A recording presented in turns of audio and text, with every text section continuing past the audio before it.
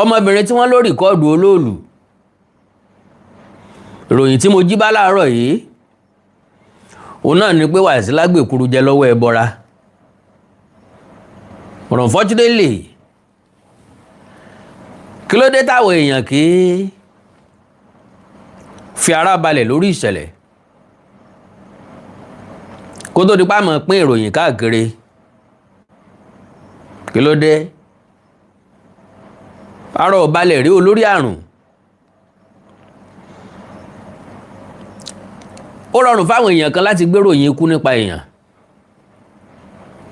kí ló ṣẹlẹ̀ sí Wàsílà ipò wo ni Wàsílà wà ó kú ní àbórùn àbọ̀ wà láàyè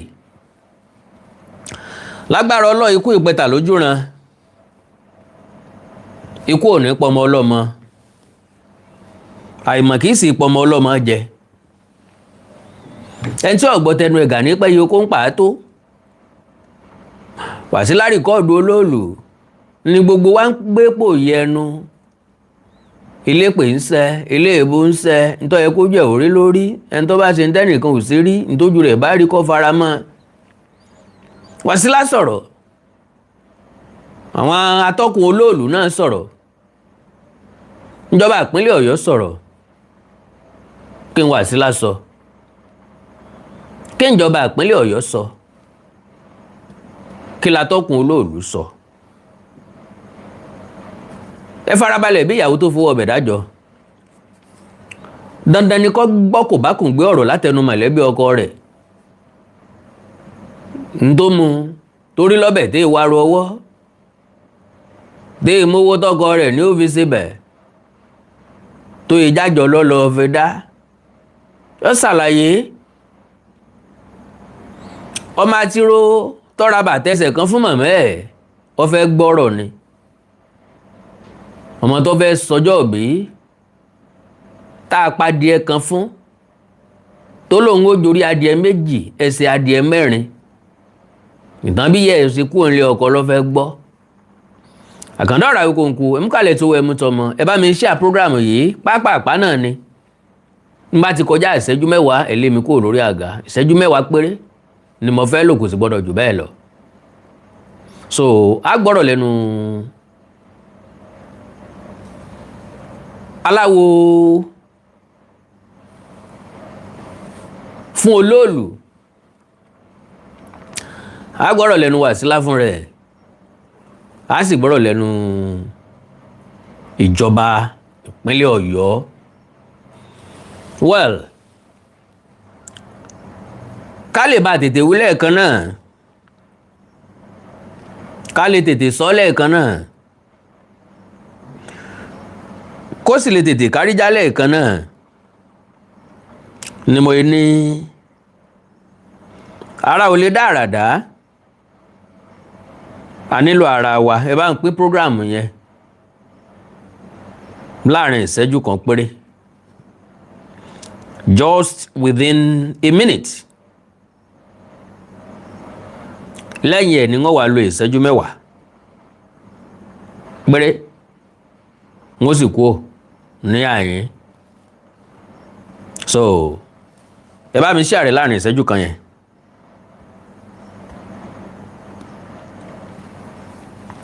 ẹ bá mi pín dandan ní káwọn èèyàn wọlé ká tó sọ̀rọ̀ bó ti jẹ́ pé n ta fẹ́ sọ ọ̀pọ̀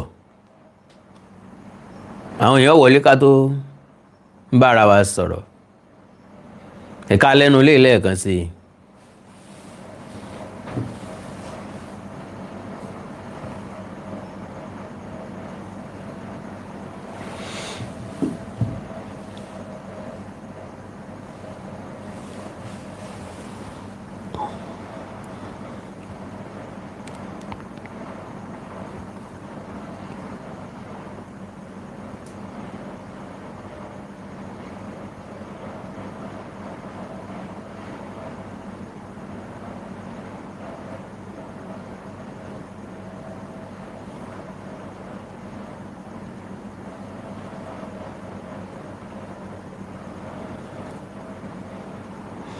ìṣẹ́jú kan péré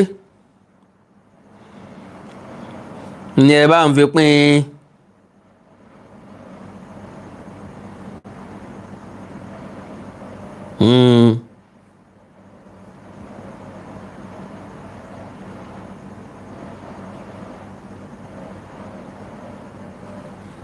láàrin ìṣẹ́jú kan ẹjọ́.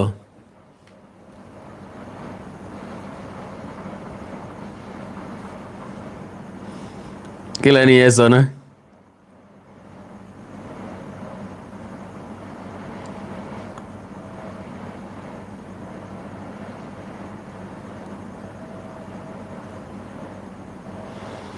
Ẹ bá ń gbọ́ láàrin ìṣẹ́jú kan ẹjọ́. Within 1 minute ẹjọ́, ẹ dákun, ẹ dákun, ẹ dákun, ẹ dákun, ẹ dákun, ẹ dákun.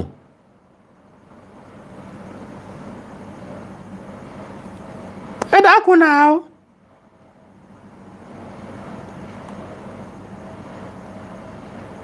Ẹ dákun náà.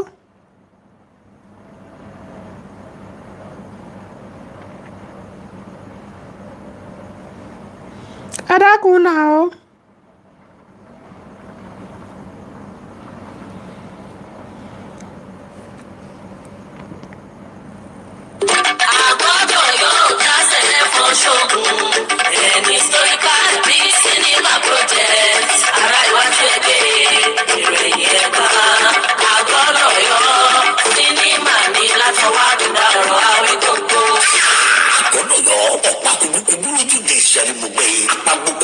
so orúwẹ̀wẹ̀ ẹ̀jẹ̀ kalẹ̀ agbọ́dọ̀ yọ ọjà sẹ́fún sóògùn ó dayaya mọ̀ ní fún àfọ̀balẹ̀ rọ kì í ṣẹ̀ǹbáyé dùn gbẹ́ni kìtàn alágbára tó gbóná girigiri tó da jẹnẹjẹnẹ bolẹ̀ lálẹ́ ó tó dayé agbọ́dọ̀ yọ ipa historical fact of àgọ́ ọjà èròjà tẹkọ̀fà iṣẹ́ ìwádìí ìmọ̀ ìjìnlẹ̀ ti lọ jìnnà lórí project yìí káyọ̀ onígbọ̀wọ́ táwùjọ sí lókù nítorí àwọn àrọ́mọdọ́mọ wà lẹ́yìn wa ọ̀la tí wọ́n mọ̀ wọ àrọ́bá agbọ́dọ̀ yọ bàbá ìtàn lórí fún ní sinimá owó ńlá láti ná débi tó dé yìí ìdí abájọ nù tá a fi ń wá onígbọ̀wọ́ táwùjọ gbé kalẹ̀ dúró gbangba gidigba kó dọ̀bẹ̀ táwùjọ máa bùlà tó bá jẹ̀nà tán tẹlifóònù nọ́mbà yìí ni kẹ́ ẹ máa pè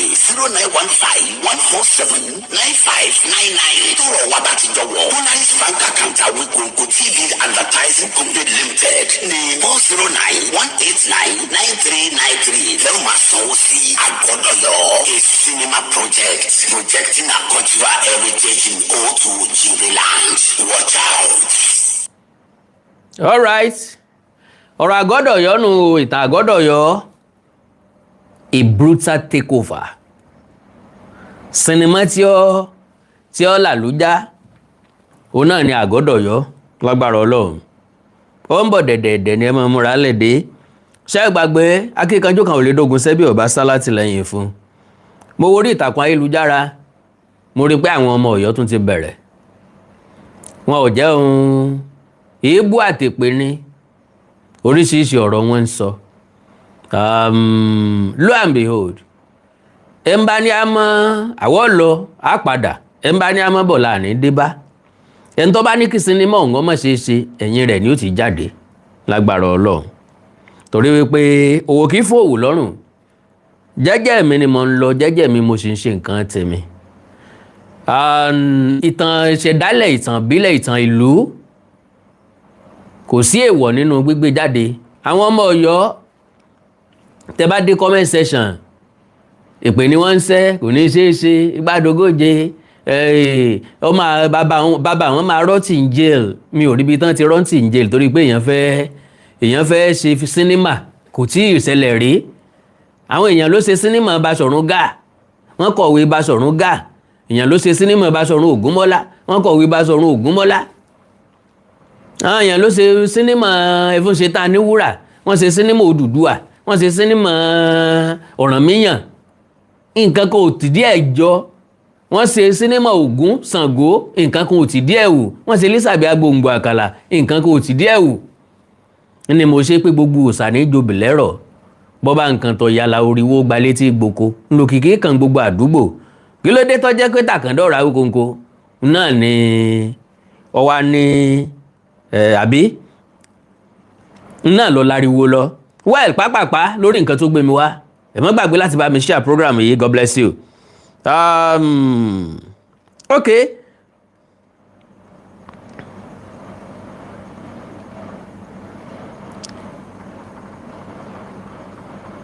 so láàárọ̀ ìjíjí tí mo jí ni mo gbọ́ táwọn èèyàn kan sọ wípé Wasilat ti kú, but lo and behold arábìnrin yẹn ò kú kò sì ní kú lágbára Ọlọ́run dáwọ́lé, Ọlọ́run tiẹ̀ ti dáwọ́lé already. Ṣùgbọ́n kí làwọn ìṣẹ̀lẹ̀ tó ṣẹlẹ̀ àti irú ìṣẹ̀lẹ̀ bẹ́ẹ̀ tó ń ṣẹlẹ̀. Now ní comment section program tí mo ti ṣe ni mo ti rélé my uncle sold oro, which is deity and the traditional heritage of my family. All the family elders call everyone who knows about the missing deity and all denied. Ntẹ́ni yẹn sọ ni wípé ọ̀nkú àwọn kan ta oro ìdílé àwọn, ìṣẹ̀ṣe ìdílé tàwọn. Gbogbo ẹbí wá péjọ, àwọn àgbààgbà ẹbí péjọ. Ta ló sàn sọ̀rọ̀ ẹ̀ sọ̀rọ̀? Ta ni nínú yín lọ́fàwò tó nù ìjẹsù? Lọ́fọ̀bẹ tó nù ìjẹsù? Gbogbo wọn sẹ́, agbọ́n sẹ́, oyin sẹ́. At the end of the day, ẹni tó gbé ó kú láàrin ọjọ́ mẹ́ta. Ntọ́sẹ̀lẹ̀ sí ìdílé wọn lélẹ́yìí. But the man who actually did the act died the third day, and the man who bought it from him, ó dá padà. Nígbà tí ò ní sinmi. And the man who bought it from him returned it the next day, saying he can't proceed with it. He was actually saying a lot that happened to him within short period that is in possession of the deity. That is, ẹni tó rà ilé ọ̀gbá ọ̀nà ọ̀gbá tí ṣe wí àràgbá ló dé bá. Ó dá padà. Ẹ dákun o, ẹ má bínú ń rà mọ́ o. Olóríṣiríṣi àjálù ní ṣẹlẹ̀ so níwọ̀n bá àgbà tí kinní ọ̀hún fi wà nílé òun. Ìṣẹ̀ṣe ń bẹ. Ìṣẹ̀ṣe sì làgbà. Ìṣẹ̀ṣe làgbà oògùn. Now, ẹni sọ pé that was not the first time people will be testing the power of Oloolu as a paramount masquerade in Ibadan land. Ajagbe-Mokeferi did the same thing sometimes in 1974 or thereabout. You see, all these religious bigots have nose-dived the inherited culture of our fatherland in Yoruba land. It is high time government continue to remove any Oba or anybody that is trying to ridicule the culture and custom of our fatherland. Another person here, in Ghana here, Ghana lẹ́ni yìí there is a festival called Omo-Owo by the Gans in Accra, which is the capital of Ghana. The festival is for 1 month. Oṣù kan wọ́n fi ṣe. No music in town. Mama ti wá ń ṣe o. Ṣẹ̀kẹ̀rẹ̀ ò gbọ́dọ̀ fọwọ́yọ̀. Agogo ò gbọ́dọ̀ dún. Ìlù ò gbọ́dọ̀ dún. Gbogbo nǹkan gbọ́dọ̀ wà wẹ́lo láàrin odidi oṣù kan yẹn. Okay, no music in town. No church music and playing of any instrument. And the same applied to the Muslims and everyone. In fact, I was in a church when they came to seize the church instrument and made some arrests because of violation of their culture and traditional festival, and the government are fully in support of them. Long live Yoruba culture and traditions. Problem táwa ní nílẹ̀ káàárọ̀ oòjíire. Òun náà ni wípé kàkà kíjọba tiwa kí wọ́n múrú olúwo òun tì mọ́lé tí ń fọ́ àṣà lójú tí ń tẹ ìṣẹ̀ṣe lẹ́mọ́lẹ̀ tàbí kí wọ́n kí nílọ̀ kí wọ́n wọ̀nù ẹ̀ eré bí wọ́n ṣe wọlé ẹ̀kejì ńlá lákọrí wọn ń san káàkiri. Àwọn kan ní Ìbàdàn àwọn fẹ́ gbé sàríà wọlé. Ṣèyí Mákindé nínú wọ́n ní kó máa jà rẹ káwọn máa wò. Lo and behold, àwọn tí wọ́n ń sọ̀rọ̀ yìí sáwọn ni wọ́n mú Ṣèyí Mákindé jà rẹ ni. Majority wọ́n wá bẹ̀rẹ̀ sí ní sọ iye population Muslim tí ń bẹ Ìbàdàn, iye Muslim tí ń bẹ Nàìjíríà. Wọ́n ti gbàgbé pé àwọn Muslim táwọn ń sọ yìí APM lásán, ẹgbẹ́ òṣèlú APM, àwọn Muslim kan bẹ ńbẹ̀ tí wọ́n jẹ ńbẹ̀. Sẹ́nìkan lè fọ́ọ̀sì wọn pé kán má dìbò fẹ́ni tán fẹ́ dìbò fún àbí kán má fọ́lọ̀ ẹ̀ tán fẹ́ fọ́lọ̀. Wọ́n ti gbàgbé pé ọ̀pọ̀lọpọ̀ Muslim ní jẹ lábẹ́ àkọọ́dù. Ṣé yóò wà torí pé àwọn àfáà kan níbì kan inú wọn ò dùn sí nǹkan kan yóò wà sọ pé torí pé wọ́n ìjọba ọgbà kan establish sharia, àwọn ò wá ní tẹ̀lé gómìnà, àwọn ò ní tẹ̀lé ìjọba, àwọn ò ní tẹ̀lé olóṣèlú, wọ́n wá torí ẹ̀ sọ wípé ibi tí àwọn àfáà yẹn tẹ̀sí náà fẹ́ tẹ̀sí mi mọ báwọn èèyàn ṣe máa ń báwọn èèyàn míì ronú torí pé baálẹ̀ fẹ́ràn ọbẹ̀ ẹ̀gúsí ó ṣe wá di tó gbogbo aráàlú jẹ́ torí pé wọ́n kórìíra ẹnìkan ó ṣe wá túmọ̀ sí pé mi náà gbọ́dọ̀ kórìíra ẹni yẹn torí pé àjọ ń sẹ̀sì kan náà àbí torí pé àjọ wà lágboolé kan náà bẹ́ẹ̀ ni yẹn bá ṣe ọ́ tí ọ̀sẹ̀ ìmí ń kọ́ what are you talking about kò yé mi pẹ̀lú ọ̀rọ̀ kárọ̀ òjíire ó sú mi wọ́n dẹ̀ kó déédéé kóra wọn jáde nílẹ̀ Yorùbá lónìí àbí ní South West gómìnà kan ṣoṣo ńlọ jẹ́ Muslim àwọn tó kù Christian ni wọ́n ẹ lọ yọ wọ́n pò kẹ́ fi Muslim sí i so òṣèlú là ń gbogbo nǹkan tí wà nílẹ̀ Yorùbá òṣèlú là kìbọ̀ gbogbo ẹ̀ gbogbo tó yẹ ká ṣe àáfòṣèlú sí ni so now like I said lady yẹn sọ̀rọ̀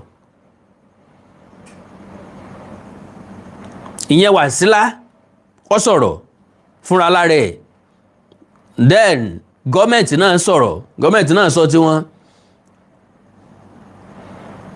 because èmi béèrè wípé ṣé lóòótọ́ ló kú did the lady who film Oloolu masquerade procession die so àwọn oríṣiríṣi àwọn èèyàn tí wọ́n ń sọ ẹ jẹ́ àkọ́kọ́ gbọ́rọ̀ lẹ́nu ẹni tó jẹ́ aláwo Oloolu.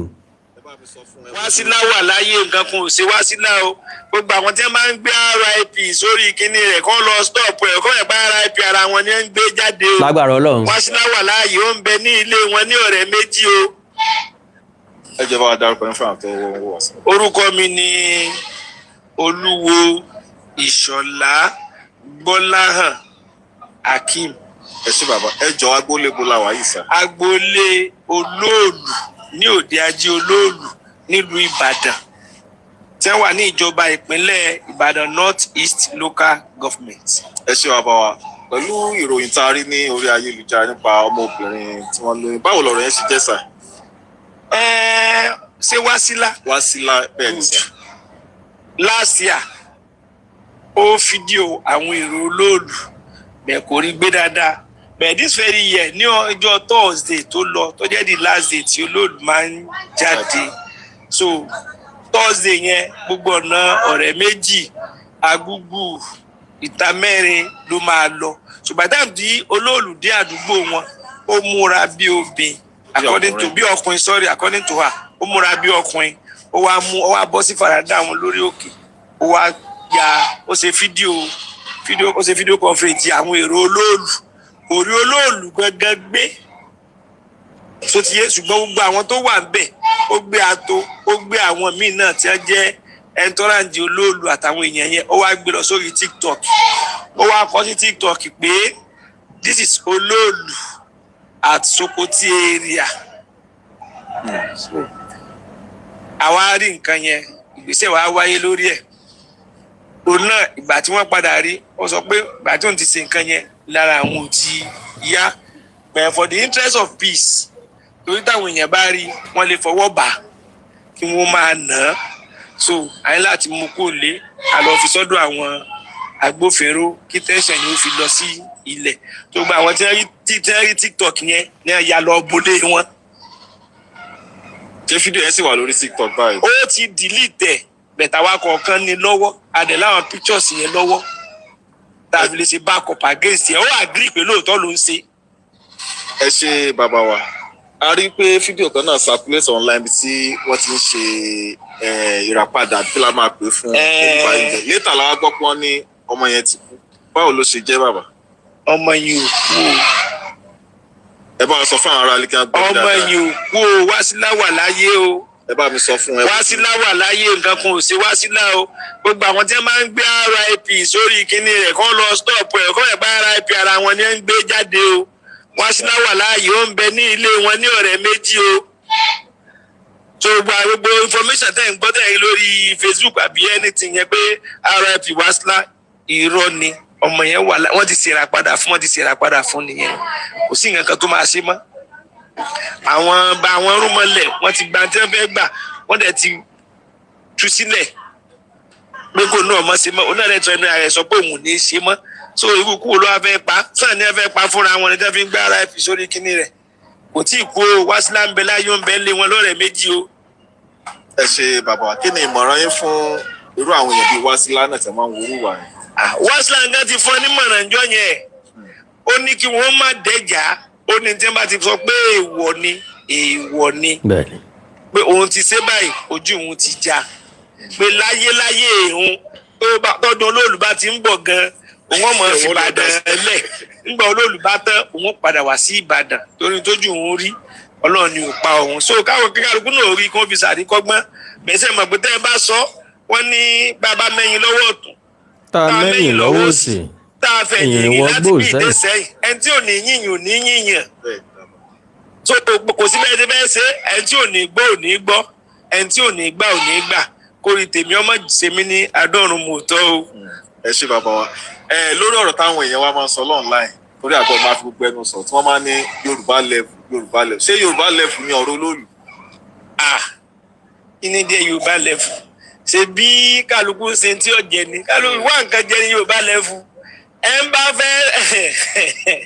bàbá mi tó fi wọ́n ṣe ẹ̀yẹ.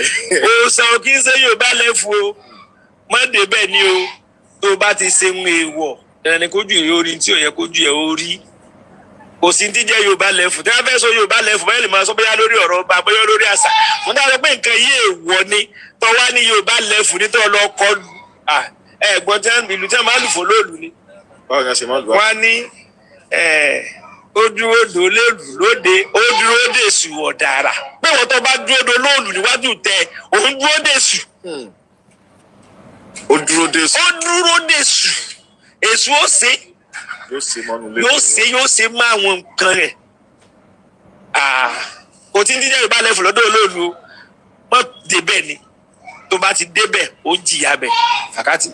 ẹ ṣe bàbá ẹ bá a dárúkọ nílẹ̀ kan sí. orúkọ mi ni Olúwo Bọ́láhàn Ìṣọ̀lá Hakeem tí mo jẹ́ akọ̀wé fún mọ́gàjí ilé ajé mo tún ń ṣe akọ̀wé fún odidi ilé ajé Oloolu. alright má rú lóògùn ẹrù béèbó bá rú ọrùn ọwọ́ nítorí bá ti pè léèwọ̀ my lovely brothers and sisters má tẹ̀rí sí o àpá kìí dàbí ojú ara opó kìí jọ àtọwọ́fẹ́ ẹ̀gbìn kìí jọ ẹ̀lọ́ ìlẹ̀kẹ̀ mi jámà tún so okùn yìí gùn tó kùn kí nǹkan ọmọ ṣèyàn lọ́dà ó ṣe mí mo tọ́jú ẹ̀ kì í bọ̀ sípò mọ́ òwe mi àgbékalẹ̀ ọ̀rọ̀ mi ti yí àwọn ọ̀jọ̀gbọ́n tí mo gbìyànjú àti mú jáde ń bẹ̀ fún ọ ni pé ọ̀dà kọ́ mọ̀ ṣẹlẹ̀ síyàn jù pé kọ́ ṣẹlẹ̀ síyàn kéèyàn máa wọ́nà àbáyọ ìsun ẹ̀jẹ̀ dá ìsun ẹ̀jẹ̀ ọ̀dá lóòótọ́ ṣùgbọ́n wọn bá nǹkan tó ti rọra ṣéun gbogbo ojú tó ti rí un ariwo tí wọ́n ti pa ń bẹ̀ gangan ni wọ́n ń pè ní ẹbọ ọbẹ̀ gangan lẹ́nu aráyé tí wọ́n ń pè lẹ́bọ ńbẹ̀ Wásílà gẹ́gẹ́ bí àlàyé tí wọ́n ṣe ó gbìyànjú ẹ̀ lẹ́sìn láti rìkọ́ọ̀dù Oloolu tí wọ́n lóbìnrin kì í rí tàbí kì í róbìnrin ó gbìyànjú láti rìkọ́ọ̀dù ẹ̀ kú rí rìkọ́ọ̀dù lọ́dún eléyìí ó wá múra bí ọkùnrin ó ṣe kíni ó múra bí ọkùnrin ó rìkọ́ọ̀dù kò tún ró Oloolu gangan náà rìkọ́ọ̀dù ìyẹ́lẹ̀ ó máa wo ìyẹ́lẹ̀ ó máa wo lẹ́yìn ẹyẹ o ẹ ò tẹ́yẹ rí ìyẹ́lẹ̀ ó máa wo àkàndá ìyẹ́lẹ̀ ó máa wo lẹ́yìn ẹyẹ o kò rí Oloolu rìkọ́ọ̀dù àwọn alátẹ̀lé ẹ̀ náà ló tún rìkọ́ọ̀dù ó wá bó ń lé pàdé Wásílà dìnáì ó lóun ò rìkọ́ọ̀dù Oloolu lóòótọ́ ló ń lọ sí ṣọ́ọ̀bù òun lágbègbè ọ̀rẹ́ méjì òun ò ṣílẹ̀kùn ṣọ́ọ̀bù torí pé gbogbo àdúgbò bẹ̀ ńlọ dátọ̀ pakése òun wá rápọ̀ lọ́pọ̀ àwọn èèyàn tí wọ́n ń kọjá òun ráwọn àmọ̀tẹ́kùn náà òun bá ní kó òun ó rìkọ́ọ̀dù wọn ẹ̀já gbọ́n tí Wásílà sọ o Wásílà Wasila, the female TikTok content creator at the center of controversy surrounding the annual Oloolu Masquerade Festival in Ibadan, Oyo State, has denied filming the sacred Oloolu Masquerade and dismissed widespread social media speculation that she had died. Olongoku. Ẹ jẹ́ kí n dúpẹ́ olórí àdáàdá lọ́wọ́ Mr. Olùsànyà Dàda mi ní wáìtì. Ẹ ṣé mo rọ́wọ́ yín. Ẹ láǹfààní àti ra gift fún mi. Ẹ ti rí logo gift. Bákan náà lẹ sì ti rí sticker. Ẹ lè ra sticker fún mi bíi ti Mr. Dàda. Ẹ lè ra gift fún mi. So ilé tó bá wù yín bẹ́ẹ̀ ni. Speaking by telephone lórí ètò kan tó wáyé lórí rédíò Lágelú ibi tí wọ́n ti fọ̀rọ̀ wá lẹ́nu wò láàárọ̀ yìí ẹ̀gbọ́n wa Adésóyè Ọmọ́tọ̀sọ́ ń lọ fọ̀rọ̀ wá lẹ́nu wò now okay Wasilat insisted she neither recorded the referred traditional figure nor lost her life. Okay, she said, and I quote, "I am not dead. I did not capture the Oloolu masquerade. May I not be implicated?" Ẹ̀ntàn mo lọ sí ìdí òòṣà. Tí wọ́n wẹ̀rí wẹ̀rùn fún, tí wọ́n ṣètùtù fún, ló ní wọ́n implicate òun. I did not record Oloolu, she said. She explained that on the day of the incident last Thursday, around the Oremeji axis, she went to a shop but did not open it, remaining outside because the area had already been packed up. She said she saw people and an Amotekun vehicle passing, filmed that scene and posted it online. She maintained did not pass Oloolu, she maintained, did not pass along that route. She said, and I quote, "Everyone in the TikTok comment section asked me to delete it. The following day, while I was at the shop, they came to meet me there. I do not know why the eyewitness on Thursday did not defend me. I don't know who came up with that agenda, but I know God will judge." Ẹja wo nǹkan tí arábìnrin yìí sọ. Now, fúnra lára ẹ ló rìkọ́ọ̀dù, fúnra lára ẹ ló post ẹ̀ sórí TikTok. Àwọn èèyàn wá, gbogbo àwọn tí wọ́n comment sábẹ́ post ẹ ní TikTok, yóò dá fún wọn. Ọlọ́run ó kẹ́ wọn bó ṣe kẹ́mọ rẹ́ ni kí ọmọ káàbá. Yóò rọ̀ wọ́n lọ́rùn, ìgbà ó dẹ̀ fún wọn. Àwọn ọmọ ọkọ ilẹ̀ Káàárọ̀ Oòjíire tí ó fẹ́ kí àṣà àti ṣe wọ́n parẹ́ nù. Wọ́n wá ń kí ọ nílò pé kó lọ delete ẹ̀. Kennedy torí pé obìnrin ni ọ́, a sì nígbàgbọ́ pé Oloolu kì í rí obìnrin. Obìnrin kì í wo Oloolu. Wọ́n á mọ̀ ń prayer pé kó delete ẹ̀. Ó wá delete ẹ̀. Ìwọ gangan fẹnu ẹ sọ wípé orí consequences, oríṣiríṣi nǹkan ṣẹlẹ̀ sí ọ. Bọ̀ nísìnyí, ó wá fẹ́ deny ẹ̀ pé kò rí bẹ́ẹ̀. Alright, pápápá, ẹ jẹ́ kí n sáré lọ bí. Now, ọ̀gbẹ́ni kan tí wọ́n pè ní Ayọ̀ Adams, who reportedly visited the Oloolu compound in Ibadan on August 3rd, òun náà ni ẹni tó sọ̀rọ̀ tán yìí, said an embattled lady at the center of a viral video had reunited with her family. The woman, identified as Wasilat, allegedly developed unusual health symptoms after filming a figure linked to Oloolu tradition in the Oremeji area of Ibadan. The Olubadan spokesman clarified that Wasila did not capture the sacred masquerade itself, but filmed Alawo Oloolu, a separate figure in the tradition. Oloolu gangan lọ, èéfín iná lásán lórí kìí solúkòso gangan. Èéfín iná lásán lórí kọ́ọ̀dù kìí solúkòso gangan. Ta lẹni náà tí ó gbéná wojú ẹkùn láì sáwo? Kò sí. Àfọmọ náà tí ó jọsẹ. Ẹ ṣe máa tẹ àṣà ìtìṣe Káàárọ̀ Oòjíire lójúmọ́lẹ̀. So, now, A young woman simply identified as Wasila, who appeared in a viral video performing traditional rites at the Oloolu compound in Ibadan, is alive and has returned home to her family, according to a documentary photographer who visited the site. Now, majority àwọn èèyàn máa ń ṣe nǹkan for the sake of content, for the sake of followers, for the sake of viewers. Wọn ò dẹ̀ mọ̀ wípé nǹkan táwọn ń ṣe bad gan. Láti lọ kọ RIP sórúkọ ọmọ ọlọ́mọ bọ́ bá jẹ́wọ́ ńkọ́ ǹjọ́ gbàrú ẹ̀. Lóòótọ́ ọ̀pọ̀lọpọ̀ wa ni wọ́n ti kọrú ẹ̀ fún. Gbólóhùn kan lèmi fún ẹ̀ tọkọ ń jò ní ń pé ẹni ojú bá ń kán kọ́ máa nìṣó lọ ń dè mí. Ojú ọ̀kan mi torí ń ọ̀kánjú wáyé n ò sì ní kánjú padà. N ò tí ì jẹ́sẹ́ tọ́lọ́run rán mi wálé ayé wá jẹ́. Ràlẹ̀rálẹ̀ mo sì ń jẹ́ lọ́wọ́ n ò tí ì jẹ́ ojúlówó iṣẹ́ gangan. So ẹ ń bá ro kúrò mi kọ́ mọ̀ nìṣó lọ́rùn dè mí. So ẹ má ro kúrò ọmọ ọlọ́mọ o. Ó ṣàṣìṣe kò sẹ́dá tí ò lè ṣàṣìṣe. Àṣìṣe rẹ̀ yóò kọ́ ọ̀pọ̀lọpọ̀ èèyàn lẹ́kọ̀ọ́, yóò kọ́ ọ̀pọ̀lọpọ̀ èèyàn lọ́gbọ́n, fẹ́ni tó bá fẹ́ gbọ́n, ẹni tí ò sì fẹ́ gbọ́n wàhálà ilé ayé tiwọn. Ilé yìí ọ̀kan lúwa rẹ̀ òkú tí ì ṣe tẹni ọjọ́ tó fọ̀.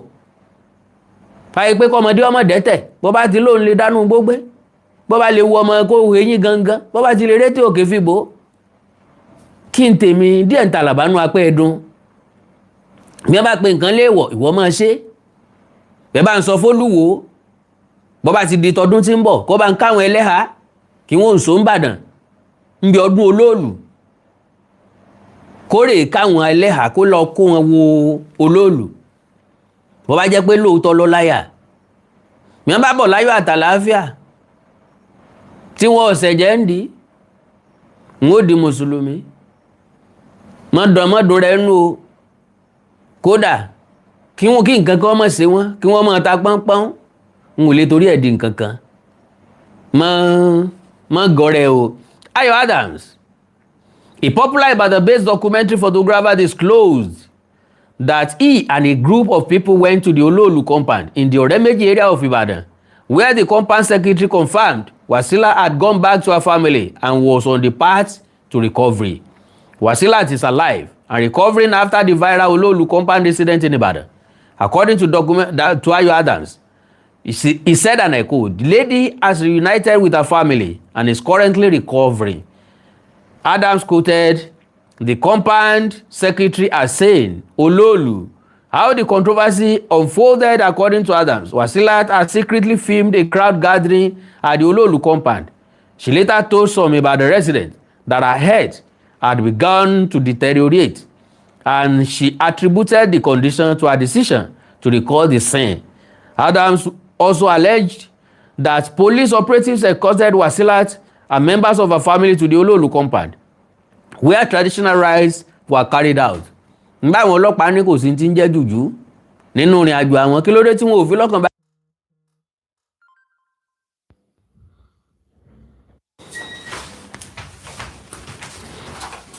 Ogun kan nù, àwọn NEPA gbọ́dọ̀ múná lọ tí n bá ń ṣe program lọ́wọ́.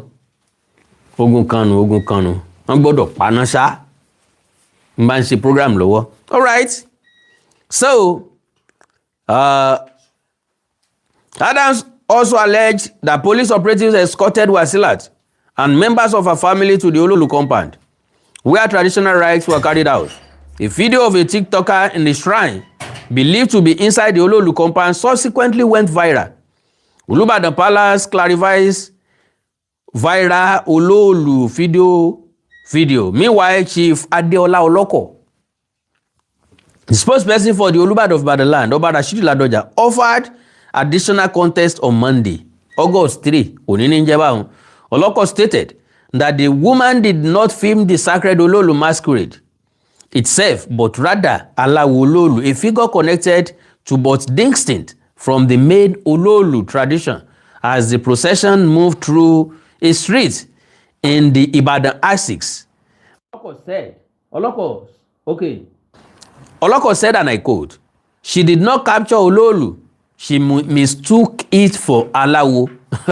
Oloolu gangan kọ́ ló rìkọ́ọ̀dù. Alawo ló rìkọ́ọ̀dù. we contacted the Magaji of the Oloolu compound, and he confirmed that a woman who mistook Alawo of Oloolu for the real Oloolu masquerade captured it on the street. Lady recovering after Oloolu ritual, Oloko said that shortly after the footage was posted online, Wasilat reportedly experienced an unusual physical condition, which prompted her family to reach out to the Oloolu custodians for assistance. After posting it, she realized the blood in her body began to dry. So her family reached out to the Oloolu people immediately, and they attended to her in accordance with the tradition of the land, he said. Furthermore, the Olubadan Palace stated that women are traditionally forbidden from seeing Oloolu, and it described the incident as a consequence of the prohibition being broken. He said, and I quote, "We have told people to obey simple instructions. Women are not supposed to see Oloolu, but out of curiosity, she disobeyed." All right. So, the best of my understanding, kò jù bá náà lọ o. So, all right. Jẹjá gbọ́rọ̀ secretary, ìdí tí wọ́n fi wẹ́ra fún Wasilat, the secretary of the Oloolu compound in Ibadan, Oyo State, Oluweshola Akeem, has explained the circumstances that led to the spiritual cleansing of TikToker Wasilat Olalere after she recorded activities during the annual Oloolu Masquerade Festival. Akeem spoke in Yoruba during an interview conducted by an African culture platform, Surprise Entertainment, at the Oloolu family compound on Monday. His explanation comes days after Olalere underwent traditional cleansing rites at the Oloolu family compound following the controversy that trailed a TikTok video she posted during this year's Oloolu festival. The video, which showed the masquerade followers and entourage, sparked reactions after she captioned it, "This is Oloolu at Sokoto area." Bí Sokoto area sí ni. Now, ẹ̀yin náà jẹ́ àwò dáadáa. Ó wà intentional. Kó lè rí rìkọ́ọ̀dù ń ló ṣe múra gẹ́gẹ́ bí obìnrin. But unfortunately, ká ní Oloolu gangan náà ló rìkọ́ọ̀dù. Ǹjẹ́ mọ̀ pé bí ó ṣe rìkọ́ọ̀dù ẹ̀ náà bí ó ṣe gbé tánu. All right. The video, okay, this is Oloolu at Sokoto area. The TikToker was subsequently taken to the Oloolu family compound, where she participated in traditional rites after admitting to recording and sharing the footage, despite long-standing custom prohibiting members of the public from filming the referred masquerade. Wọ́n ò fáwọn èèyàn láàyè láti máa rìkọ́ọ̀dù Oloolu, and I love that. Mo fẹ́ràn Oloolu, mo fẹ́ràn ìdílé Oloolu bí wọ́n ṣe protect nǹkan wọn. Yorùbá ní fìrí ní mẹ́kùn níyì, ń tá a bá fi pamọ́ ní jọni lójú jọjọ. Ọ̀pọ̀lọpọ̀ eégún tá ń rìkọ́ọ̀dù lónìí, tá ń gbé sí social media. Lóòótọ́ làwọn èèyàn ó wò ó, ṣùgbọ́n araṣọ ogóje, àìhàn yín gbèje, aníjọ́ méje òní láfàṣọ òun jó àti tàyè aṣọ tán. Lílọ tó ṣùpá ń lọ tí ń bọ̀ ń ló buyì kó ṣùpá. Bẹ́ẹ̀ bá rí ní ìsìn kùrukùru ó tún bò lójú, tó bá tún dìgbà kan àtúníró ṣùpá lójú ọ̀run àtún wojú sánmọ̀ wo àtúnírí ńlọ́jẹ́ ó níyì. Yorùbá ní kárí ni lónìí kárí ni lọ́la ọmọ sí yan bọ́lá kì í jẹ́ àjọrọ ẹni lójú. Yorùbá ní nǹkan tó dáa o, but I protect ẹ̀, I dey preserve ẹ̀. Okay, following the exercise, she apologized, deleted the video from her TikTok page, and said she regretted her action, claiming she became ill after the incident and would never repeat it. Speaking on the development, Akeem said Olalere had attempted to record the masquerade during last year's festival, but was unsuccessful. According to him, she returned this year disguised as a man in another attempt to capture the event. He said, and I quote, "Last year, Wasilat videoed Oloolu, but wasn't able to capture it well. But this very year, on the last day of the masquerade festival that Oloolu usually comes out to display, when Oloolu got to their area, she dressed like a male to capture the masquerade. She videoed the followers and entourage, but couldn't capture the masquerade himself. She then posted the video on TikTok and captioned, 'This is Oloolu at Sokoto area.' When we saw it, we went to her and she confessed. She said she had been ill since she committed the act. For the sake of peace, so that she would not be beaten, we took her away from her home and took her to the police station so that the tension could subside. She deleted the video and pictures, although some of us still have the copies. She confessed to recording the video and posting it online. Ntí mo kà yìí, òun náà ni ẹni yẹn ti sọ nínú fídíò tí mo kọ́kọ́ play. Ntó matter most ńbẹ̀, òun náà ni pé lóòótọ́ bá a wí tòní tọ̀la kẹ́ni mọ́ ni ò ní torí ẹ̀kọ́ jáwọ́. Ẹ̀gbọ́ Yorùbá ni wọ́n níjọba ṣòfin kọ̀rànkà ọ̀sẹ̀ tí ó ṣòfin àjẹ́ lélẹ̀ tó túmọ̀ sí pé àwọn èèyàn ò ní ṣàìdẹ́gàá jojúmọ́ wọn mólè tí wọ́n ń polè olè ò torí ẹ̀ kó dínkù jojúmọ́ wọn ń pa àwọn ajínigbé ò torí ẹ̀ kó dínkù jojúmọ́ wọn ń jiyàn gbé so n táwọn èèyàn ó ṣe jojúmọ́ wọn mọ́ àwọn tó ń ṣoògùn owó àwọn tí ń tẹ̀yà ara èèyàn jojúmọ́ náà ni wọ́n sì tún pọ̀ sí i ìyẹn túmọ̀ sí pé n tí máa ń ṣàwọn tí bá ń ṣiṣẹ́ láabi ni pé ẹ̀ńtọ́wọ́ bà yẹn òun ọ̀mọ̀rin ẹ̀rìn lọ́jẹ́ kọ́wọ́ bà á ọwọ́ ò lè bá wọn kò dé iye ẹjọ́ táwọn tí ń ṣe ni tọ́wọ́ ò sì bá wọn kí ló dé tọ́wọ́ ò bá wọn torí pọ́wọ́ ò lè bá wọn wọn ò mọ̀ wípé báyìí ni mo ṣe tí mo fi mẹ́rùn èsín jẹ ẹ̀rùn a máa yan jura wọn lọ ọjọ́ gbogbo ń tó lè ọjọ́ kan tó ní nǹkan Wàsílà bọ́ lélé ní tiẹ̀ àtúmọ̀tẹ́ tí ó tún kàn lọ́la Wàsílà lórí ọ̀fẹ́ gbà ṣèbóre èèyàn ṣe tuntun fún wọ́n bá wẹrí wọ́n bá wẹrùn àbí bẹ́ẹ̀ kọ́ ẹlòmíín bẹ tí ò ní rí ọ̀nà àbáyọ ọ̀pọ̀lọpọ̀ àwọn èèyàn náà ti dẹ́mi wọn légbodò lórí ìṣẹ̀lẹ̀ yìí kan náà lórí irú ìṣẹ̀lẹ̀ bákan yìí kan náà kò sẹ́ni tí ì fẹ́ ṣe but àwa kan wà tó jẹ́ pé àlẹ́mi irú ẹ̀ láyé ìgbà kan àwọn èèyàn kan máa ń káàkiri wọ́n lè bó làwọn ń bá ṣiṣẹ́ ìgbà kan bẹ wọ́n láwọn ń wá aago ẹlẹ́pọ̀n káàkiri gbogbo aláfẹ́ ẹ̀dọ́lè gbogbo bí aago ẹlẹ́pọ̀n wà láàmú wá káàkiri kò sì sí bí aago ẹlẹ́pọ̀n wà mọ́ ń gbà náà ọ wà nílé wa o mo yọ ẹpọ̀n ti lé wa amúdébẹ̀ wọ́n ní kì í ṣerú eléyìí wọ́n láwọn kan ń bẹ tó jẹ́ pé wọ́n ti kọ àrábíkì sí lára làbá ń wélé yun káàkiri ṣọ́ọ̀ṣì àti mọ́sálásí sì lágbo ẹlẹ́pọ̀n pọ̀ sí jù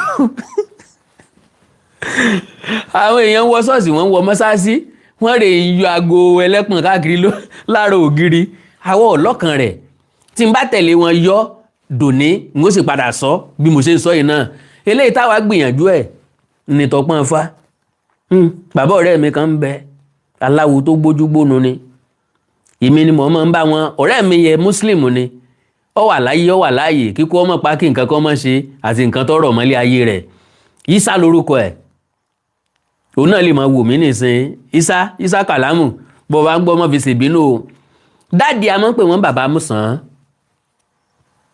kì í ṣe tọ̀rọ̀ ẹnu bàbá Músàn máa lé ní 120 years wọ́n dàgbà tán wọ́n tún wá kóró mọ́lẹ̀ padà àsìn bí bàbá ṣe máa ń rìn ní wọ́n ti tẹ̀ padà sílẹ̀ so èmi mọ́ bá wọn kọ nǹkan Ìsá ò ní dá wọn lóhùn torí pé Islam ní Ìsá gbà so ó dẹ̀ máa ń kírun gbogbo nǹkan tó ń ṣe yẹn ó rí gẹ́gẹ́ bí ntí ọ̀tọ̀ so èmi dẹ̀ níyì láti ilẹ̀ ni mo ti pick ilé ayé tí mo fẹ́ gbé mi ò kírísítẹ́nì jù mi ò mùsùlùmù rárá ǹdẹ̀wọ́ náà ṣẹ̀ṣẹ̀ jùjùjù ṣùgbọ́n gbogbo ẹ̀ ni mo practice ńgbà mo wà ń bàdàn mo lọ iléèwé muslim ńbẹ̀ mo ti pick àwọn nǹkan kọ̀ọ̀kan ńbẹ̀ mo ti mọ Fátíà kà ọdún kan péré mo ṣe ń bẹ̀ inú ẹ̀sìn christianity náà bí mi sí ṣùgbọ́n mo practice ìṣẹ̀ṣe fúnra lára mi ó dẹ̀ jẹ́ so bàbá bá kíní yẹn débì kan bàbá máa sọ wípé kọ́ wá kọ àti nǹkan yòókù sí létà mo mọ̀ wípé irọ́ bàbá ń pa gbogbo nǹkan tá a nídìí fáwọn nǹkan yẹn ni wọ́n ti sọ yẹn because ọjọ́ wo náà fẹ́ sọ nǹkan tó kù kí wá láǹfààní pa akọ́ọ̀lẹ̀ gbogbo ẹ̀ làwa dánwò gbogbo ẹ̀ ló ṣiṣẹ́ so gbàtán dé tán ni wọ́n rọpọ́n fá má sọ fún Ìsá já sọ fún bàbá kí wọ́n gbé ọpọ́n Ifá fún wa. Bàbá dẹ̀ ní ọpọ́n Ifá kan tí wọ́n ẹ̀sẹ̀ gbẹ́, ìyẹn igi funfun ni wọ́n fi gbẹ́, ó dẹ̀ tuntun. So àwa ní pé bàbá o, pé a fẹ́ kẹ́kọ̀ọ́ kan ní iléèwé lórí àṣà Yorùbá, wọ́n á ní ká gbé ọpọ́n Ifá wá. Bàbá ní ẹgbẹ́ lè tí ń bẹ́ ń ta lọ. Àwa ní àwa gbé lọ, àwọn yẹn bá sọ pé àṣírí ọpọ́n Ifá báyìí ni wọ́n ń sọ ni. Ní tó bá jẹ́rú eléyìí ní sáwọn náà lè lọ wági káwọn náà gbé ọpọ́n Ifá fúnra wọn. Aláwọn tí wọ́n ti ń bọ, tán ti ń bọ Fá nínú ẹ̀ tán ti ń ṣe kinní kan. Ká padà lọ bá bàbá pé wọ́n nírú eléyìí kọ́, pé eléyìí tí wọ́n ti ń bọ ni. Bàbá ní ṣe bẹ́ẹ̀ kọ́ lẹ́lẹ́ fẹ́ fi kọ́. Tí wọ́n bá ti gba ilé ìtẹ́ gbé wá, ẹ̀wọ́ ọpọ́n Ifá yìí sí gbogbo.